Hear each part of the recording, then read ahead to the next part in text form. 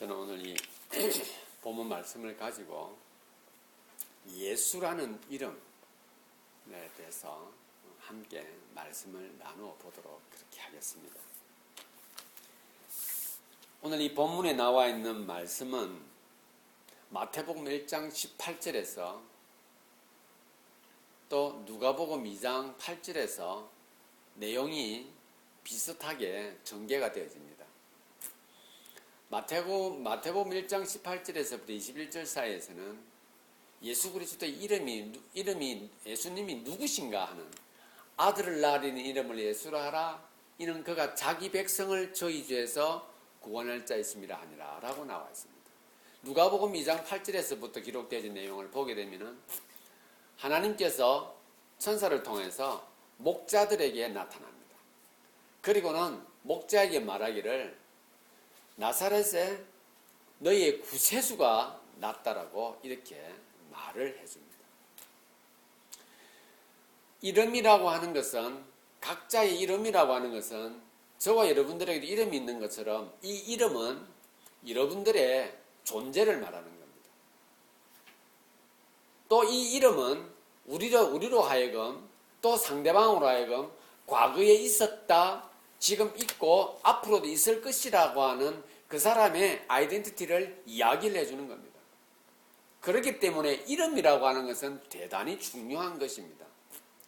하나님께서 직접 어떠한 사람이 태어나기 전에 이름을 직접 선택해서 지어서 일러준 케이스는 예수님일 뿐입니다. 예수님이 이 땅에 태어나기 전에 그의 이름이 이미 지어졌고 선포가 되어지고 나서 예수님은 태어나서 그의 이름이 있는 것을 보고 그것이 자기 이름이 되었던 것입니다.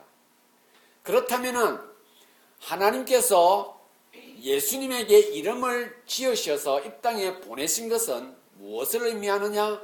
그것이 바로 예수님의 이름의 뜻에, 그 예수님의 이름이 의미하는 것에, 예수님의 정체성에, 예수님의 존재에 그것이 다 들어 있습니다. 이는 그가 자기 백성을 저희에서 구원할 자이심이라.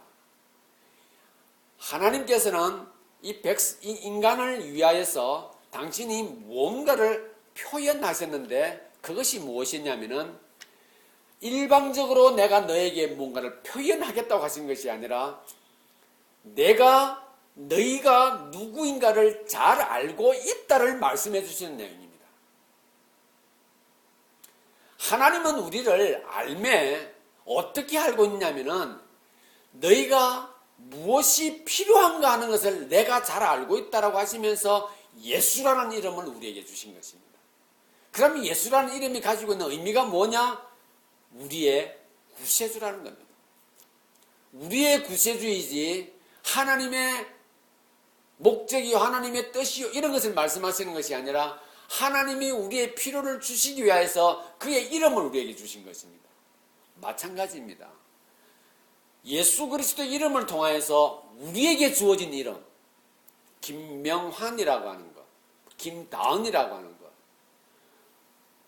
이재성이라고 하는 것, 이러한 이름들이 우리에게 어떠한 의미가 있으며 예수의 이름을 통하여서 나에게 주신 이름을 통하여 나는 어떻게 이 삶을 살아가야 할 것인가 하는 것을 예수님이 오신 이 계절에 한번 생각해 보며 하나님께서 주신 것들을 발견하는 시간을 갖기를 원합니다. 동일한 이름이 있다 할지라도 우리는 그 이름을 아는 겁니다. 죄송합니다만은 여기에 이재성이라고 하는 이름의 친구가 있는데 이재성은 국가대표 축구선수 이재성도 있습니다. 검색 포털 사이트에다가 이재성을 치면 미국 매사추세츠에 있는 클락을 졸업한 그리고 군대를 갈 준비를 하고 있는 이재성을 지금 우리가 알고 있는 이재성이 떠오르는 것이 아니라 축구 국가대표 선수의 사진이 탁 떠오르는 겁니다. 그런데 우리는 이재성을 말할 때 우리가 알고 있는 이재성을 생각하는 겁니다. 그런데 축구선수 동아시아 게임에서 최우수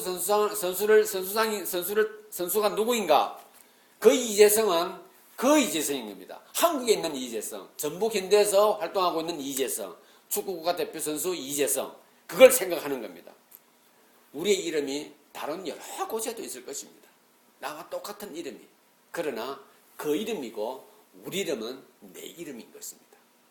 나의 가족은, 나의 친구들은 내 이름을 기억하는 겁니다. 그래서 그는 한국에 있었고 그는 미국에 살고 있고 그는 이런 사람이 될 것임을 말했다라고 합니다. 어떤 대통령 이름을 우리가 기억할 때도 마찬가지입니다. 지나간 대통령은 그 대통령, 그는 그렇게 했고 그 이름을 이야기하는 것입니다. 사랑하는 지체 여러분, 우리가 알고 있는 예수라고 하는 지저스라고 하는 이름은 어떤 이름입니까? 나의 구세주가 되신 그 예수란 분은 나의 구세주라는 것을 알고 있습니다. 그런데 세상은 이 이름을 어떻게 사용하고 있습니까? 간혹 어떤 사람들은 지저스, 경멸조로, 탄식조로, 조롱조로 이 지저스를 사용하고 있습니다. 여러분, 누군가가 나의 이름을 그렇게 사용하고 있다고 할 때 여러분들은 어떤 마음이 들겠습니까? 하물며 나로 있게 하고 나로 있게 할 그 예수 그리스도의 이름을 어떤 사람들이 경멸조로, 조롱조로 이렇게 사용하고 있다고 할 때 저와 여러분들은 어떻게 반응해야 하겠습니까? 그뿐만 아닙니다. 어처구니 없는 일을 당할 때, 갑작스러운 일을 당할 때, 당황했을 때 우리는 오마이 갓이라는 표현을 씁니다. 거기서도 물론 그 갓이 어떤 갓인지는 모르나 우리가 생각하는 그 하나님을 생각한다고 한다면 우리는 결코 그런 단어를 사용하지 말아야 할 것은 당연한 것입니다. 그런데 우리는 그것을 사용하고 있는 그 사람들에 대해서 우리는 어떤 태도를 취하고 있는가 하는 것입니다. 오늘 예수라는 이름을 통해서 한 세 가지를 함께 나누어 보도록 하겠습니다. 먼저 이 예수라고 하는 이름은 하나님께서 직접 지어주신 이름입니다.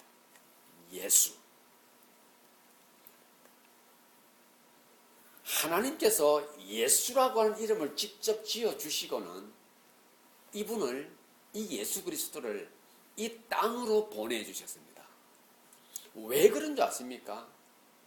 하나님은 우리를 알고 계시기 때문에 이 땅에 보내시는데 우리는 상대방을 알 때, 우리는 상대방을 알고자 할 때, 우리는 상대방을 알아갈 때 우리 자신에게 어떤 일이 일어나고 있는지를 여러분들 생각해 보셨습니까? 상대방을 알아가고 상대방을 이해하고 상대방이 내 마음속에 이해되어질 그때에 우리는 그를 통해서 내 자신에게 변화가 일어납니다. 우리는 보통 이렇게 말하죠. 자녀에게 잘해줘지, 아내에게 잘해야지, 이웃에게 잘해야지, 남편에게 잘해야지 하나 우리는 의외로 내 생각대로 잘해줘야지라는 생각을 가집니다. 그러나 하나님이 우리에게 예수 그리스도 구세주를 보내주시면서 일방적으로 너희는 죄인이야, 너에게 구세주가 필요해 이렇게 말씀하시는 것이 아니라 우리를 먼저 아시고 우리를 이해하셨던 겁니다. 뭘 이해하셨습니까? 우리는 죄인이고 죄를 지을 수밖에 없고 그 죄로 살아갈 수밖에 없다고 하는 것을 하나님이 이해해 주셨습니다. 만약에 하나님이 이해해 주시지 않았다면 징계를 내리셨을 거예요. 벌을 내리셨을 것입니다. 예수 그리스도가 누구로 왔겠습니까? 징벌자로 왔겠죠. 심판자로 왔겠죠. 그러나 하나님은 예수 그리스도의 이름을 지어주시고는 우리에게 오시고는 우리에게 말씀하고 있습니다. 내가 너희를 잘 이해하고 있다 이 말인 것입니다. 하나님께서 예수의 이름을 지어진 이유는 먼저 내가 너희를 잘 알고 있다라는 메시지와 함께 전달되어진 것입니다.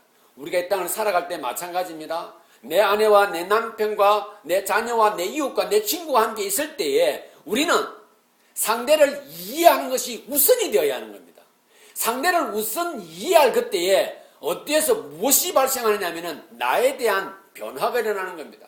여러분, 자기에 대한 변화는 상대방에 대한 새로운 메시지를 전개해주는 놀라운 요소로 사용되어집니다. 똑같은 나의 모습보다 변화되어진, 좋은 쪽으로 변화진 나의 모습을 상대방이 알아간다는 겁니다. 왜? 어떻게 알아갑니까? 내가 그를 이해함으로써 내가 변화되어질게 상대방 그것을 알게 된다라는 것입니다. 그러기에 예수 그리스도 나의 구세주 되었다고 하는 이 사실은 나에게 중요한 사실입니다만은 하나님이 나를 이해하고 있다고 하는 것을 기억하시기를 바랍니다. 여러분, 우리는 모르나 하나님은 우리를 이미 이해하시고 우리에게 당신의 독생하신 예수 그리스도를 보내주시고는 그가 바로 너의 구세주란다라고 명명해 주신 것입니다. 우리가 알고 있는 예수 그리스도는 하나님께서 직접 지어주시고 그분을 이 땅에 보내주셨습니다. 왜? 내가 너희를 잘 이해하고 있단다. 우리는 그리스도를 전파하는 삶을 살아가야 되고 우리는 그리스도를 알려야 되는 삶을 살아가야 되지 않습니까? 그런데 우리는 무엇으로? 내 이름을 걸고입니다. 내 이름을 걸고 그의 이름을 부르는 것입니다. 내가 그의 이름을 부를 때 우리가 선행되어야 할 것은 그 이름을 알아야 하는 겁니다. 그 이름을 부를 때, 그 이름을 알아갈 때 우리는 무엇을 해야 됩니까? 계속해서 그였고 그녀였고 그이고 그녀이고 그녀일 것이며 그일 것이다라는 확신을 가지고 그의 이름을 부를 준비가 되어 있다면 우리는 먼저 그를 이해하며 나가야 합니다. 그럴 때 내가 생각이 바뀌어지고 내 삶이 바뀌어서 가는 겁니다. 거기에서 무엇을 느낍니까? 삶은 살아갈 가치가 있구나 하는 것을 알게 되는 것입니다. 하나님께서 우리에게 그것을 말씀해 주시기 위하여 하나님께서 예수 그리스도를 이 땅에 보내시고 예수라는 이름을 지어 주셨던 것입니다. 두 번째로 그 당시 지저스라고 하는 이 이름은 유대 땅뿐만 아니라 팔레스틴 지역에서도 아주 평범한 이름이었습니다. 지금도 라틴 스페니쉬를 사용하는 포르투기도 마찬가지입니다.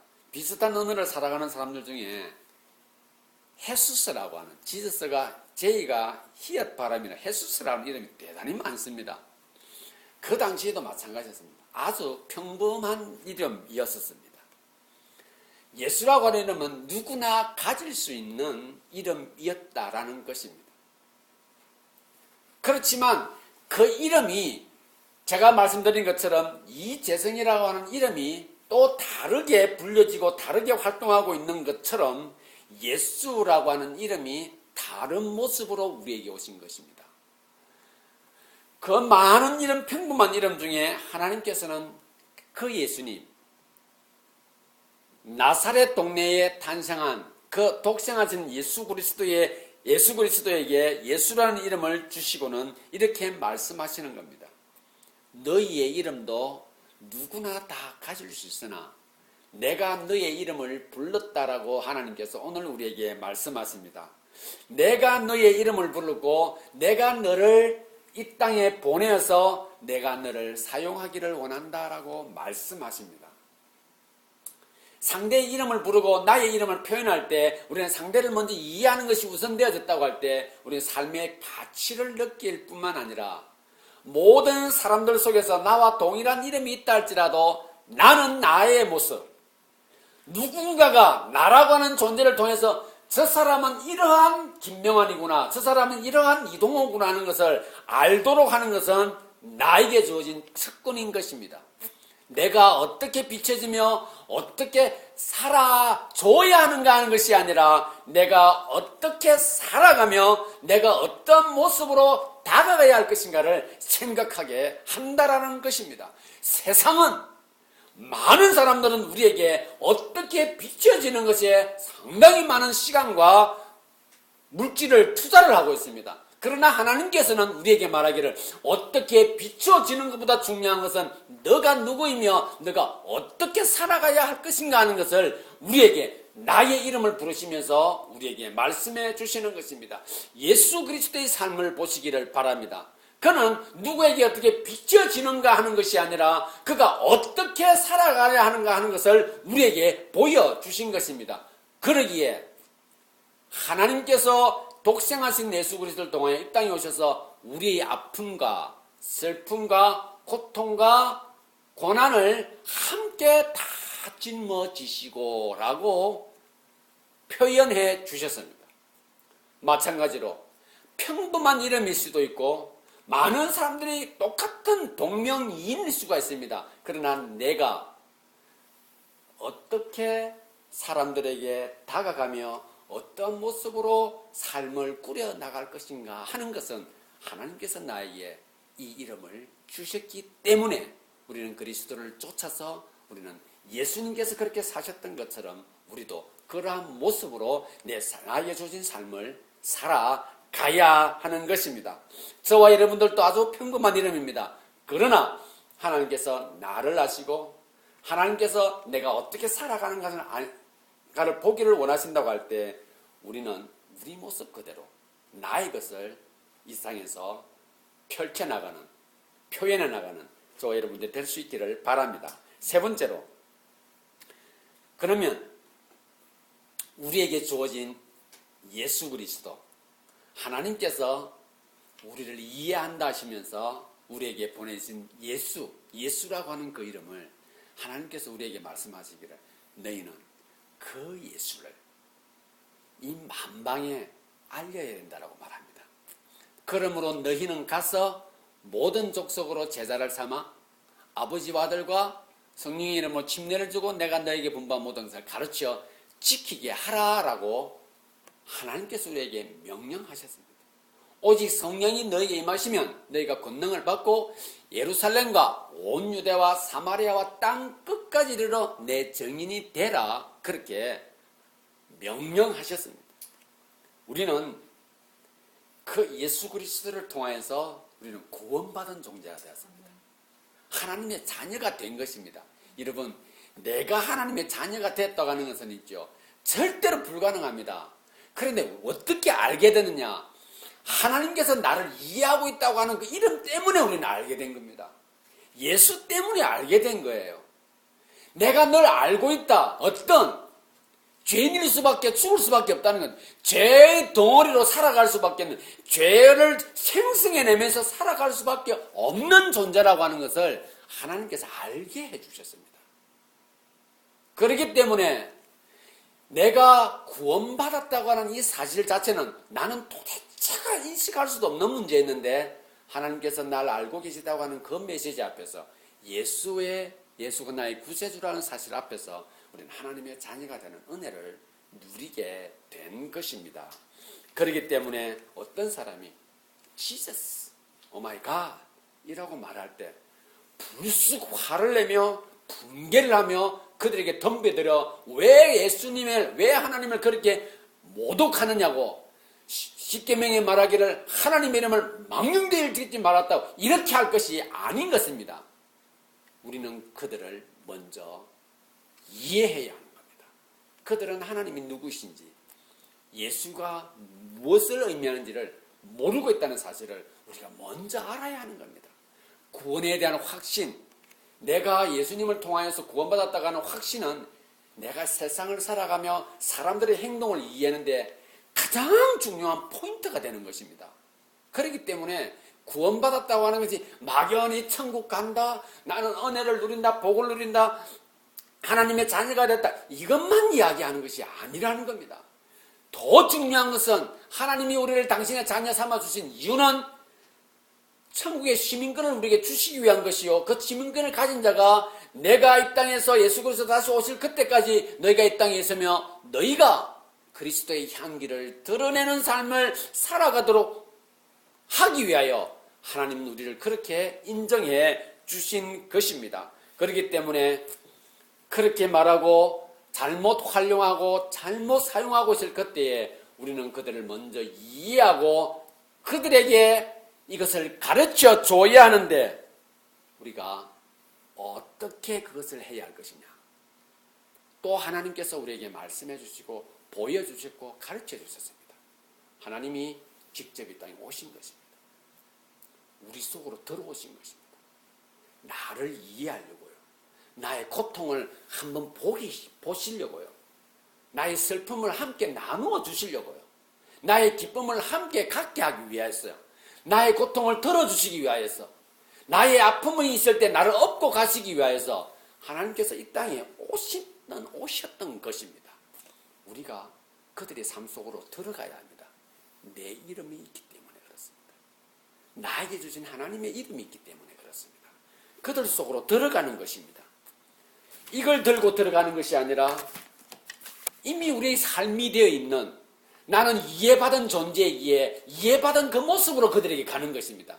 그들을 이해하기 위해서 그들의 삶 속으로 우리가 들어가야 하는 겁니다.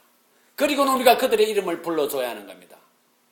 용서하라는 메시지 속에 그것이 들어있지 않습니까?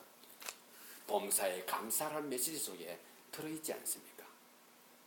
우리가 할 수 있는 것은 그들을 이해하는 것이고 그들에게 다가가는 것이고, 이 메시지가 우리의 삶이 되어져 있기에 우리는 그들 앞에서 내 이름으로 살아가는 것입니다.